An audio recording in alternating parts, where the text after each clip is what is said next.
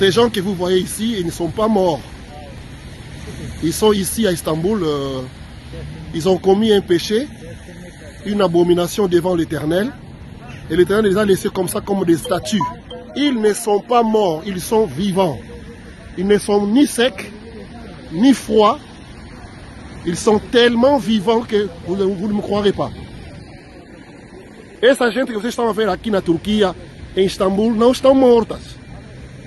Essa gente cometeram uma abominação diante do Senhor, do eterno nosso Deus, e Deus lhes bateu assim, ficaram tipo estátua, não estão nem secos, nem mortos, eles estão em vida, mas ficaram assim, colados, condenados, séculos e séculos, com as mesmas camisas. As camisas não estragam, a roupa não estraga.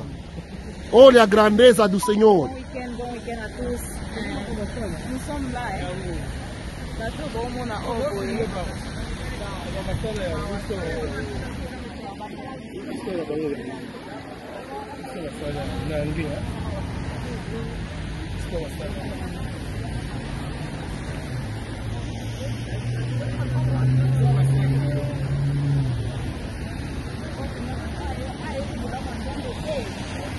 Kasih filming nga.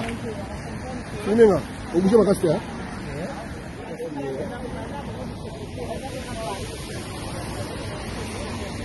Donc bato oyo bozomona awa, bato oyo bozomona oyo ba chemise na bango ebebate des siècles et des siècles.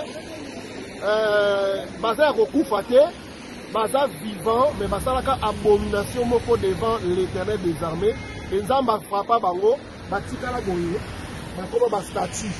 Mais baza ya kokufa te, baza pe ya kokauka te, mapapa na bango ebeba te, ba chemise na bango ebeba te. Ces gens que vous voyez ici, en Turquie, en Istanbul, ont commis une abomination devant le Seigneur.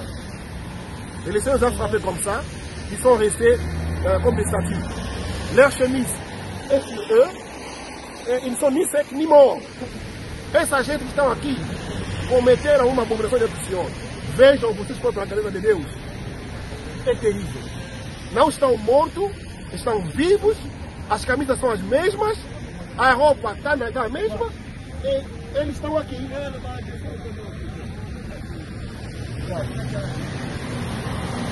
Na bandal bazowele la banyao. C'est grave. C'est grave. Makabezo le kalamboko nezali somo.